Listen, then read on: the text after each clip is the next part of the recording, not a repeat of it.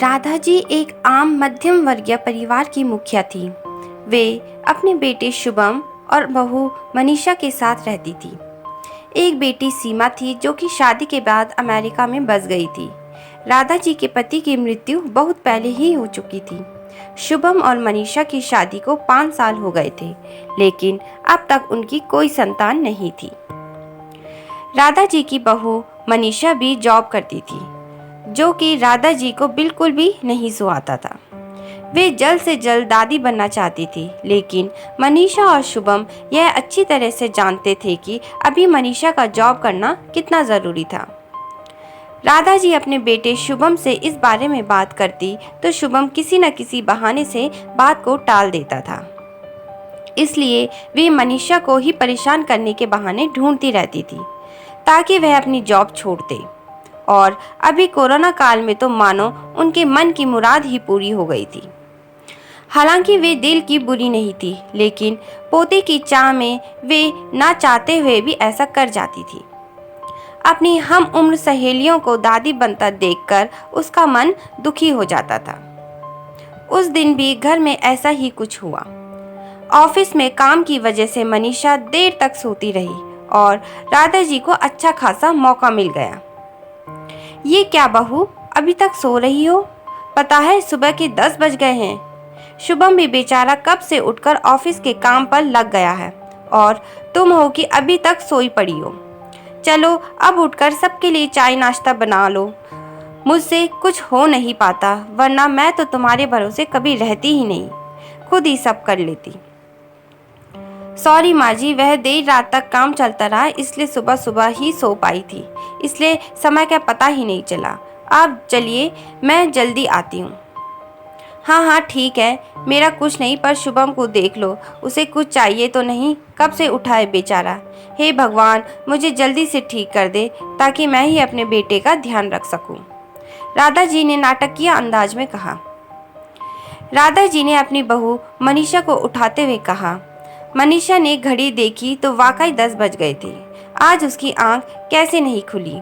वह जल्दी जल्दी अपने काम निपटाकर हॉल में आई तो शुभम अपने लैपटॉप के साथ ऑफिस के काम कर रहा था। उसने किचन में जाकर चाय नाश्ता बनाया और फिर रात के बर्तन साफ किए और झाड़ू पोछा करके नहाने चली गई। दरअसल कोरोना वायरस की बढ़ती बीमारी की वजह से शहर में पूरी तरह लॉकडाउन किया गया था, इसलिए काम वाली बाई भी नहीं आ रही थी। मनीषा खुद एक इंटरनेशनल कंपनी में काम करती थी। उसका ऑफिस टाइम निश्चित नहीं होता था, अधिकतर उसे रात में देर तक काम करना होता था।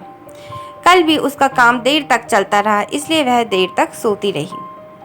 मनीषा नहा कर आई तो देखा कि उसकी सास अपने कमरे में अपनी सहेलियों से फोन पर बात कर रही थी।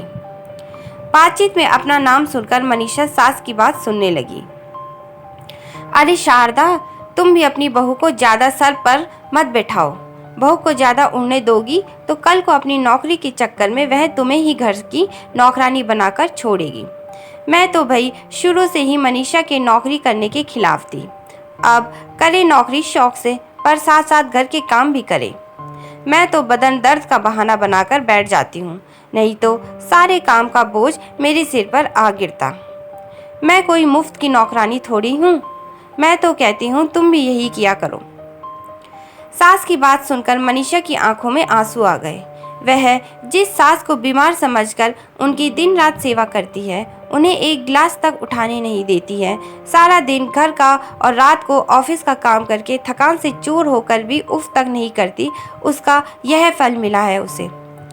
माना वे मेरी नौकरी के खिलाफ है, मगर यदि घर की किश्त नहीं होती तो वह भी नौकरी नहीं करती। शुभम का बोझ कम करने के लिए ही तो वो नौकरी कर रही थी। खैर, अभी के मुश्किल समय में वह सास के किसी भी बात पर बहस नहीं करना चाहती थी जिससे घर का माहौल खराब हो, इसलिए वह उनकी बात को नज़रअंदाज करके वहां से चली गई। लेकिन उसकी नज़रों में राधा जी की इज्जत ज़रूर कम हो गई थी। दूसरे दिन सुबह सुबह राधा जी की बेटी सीमा का अमेरिका से फ़ोन आ गया। सीमा की सास उसके पास अमेरिका आई हुई थी। आदत के अनुसार राधा जी ने जैसे ही सीमा की सास की बुराई करना चाहिए, वैसे ही सीमा ने उन्हें डांट दिया। माँ, आप बिल्कुल भी माँ जी के बारे में अनाप शनाप नहीं बोलेंगी। पता है आपके चक्कर में आकर मैंने उनके साथ कितना बुरा व्यवहार किया था, लेकिन आज मुझे उनकी कीमत पता चल गई है।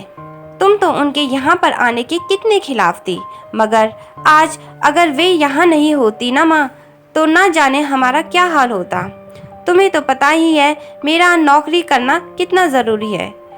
कोरोना ने यहाँ भी ऐसा कहर ढाया है कि घर से ही सब करना पड़ रहा है। किट्टू का बेबी केयर सेंटर भी बंद है। मैं और राजेश फुल टाइम बिजी रहते हैं। ऐसे में माँ जी ने अकेले ही किट्टू के साथ साथ पूरे घर का सारा काम संभाला हुआ है। मुझे कुछ भी नहीं करने देती। अगर वे नहीं होती तो माँ हमारा क्या होता, यह सोचकर ही रोंगटे खड़े हो जाते हैं। सच में माँ, वे कोई साधारण महिला नहीं है, बल्कि मेरे लिए तो देवी के समान है। मेरे इतना अपमान करने के बावजूद। और सीमा रोने लगी। उसने फ़ोन कट कर दिया। सीमा की बात सुनकर राधा जी की भी आंखें भर आई। उन्हें अपनी भूल का एहसास हो गया था। मनीषा तो वाकई उनका कितना ख्याल रखती है। उनकी कड़वी से कड़वी बात का भी बुरा नहीं मानती है, उल्टे जवाब भी नहीं देती है। वाकई अभी का समय तो एक दूसरे को हौसले देने का है, सारे गिले शिकवे भुलाकर एक दूसरे की मदद करने का है। तो फिर वे स्वार्थ में कैसे अंधी हो गई थी, इतना कैसे गिर गई थी कि ऐसे मुश्किल समय में अपने ही परिवार की सहायता नहीं कर सकती। उन्होंने उसी समय मनीषा को बुलाकर उसके सिर पर प्यार से हाथ फैलाते हुए कहा, मनीषा, आज से घर के कामों की आधी जिम्मेदारी मेरी रहेगी। मैंने आज तक तुम्हें जो भी कहा और किया उसके लिए सॉरी। चलो अब तुम जाकर आराम करो, खाना मैं बना लूँगी।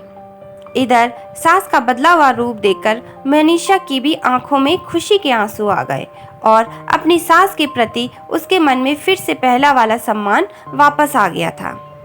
शायद हमारे जीवन में मुश्किल समय आता ही इसलिए है कि हमें एक दूसरे की अहमियत का पता चले। अपनी गलतियों का एहसास होने और आगे बढ़कर माफ़ी मांगने से वाकई इंसान छोटा नहीं बल्कि बहुत बड़ा हो जाता है, राधा जी की तरह।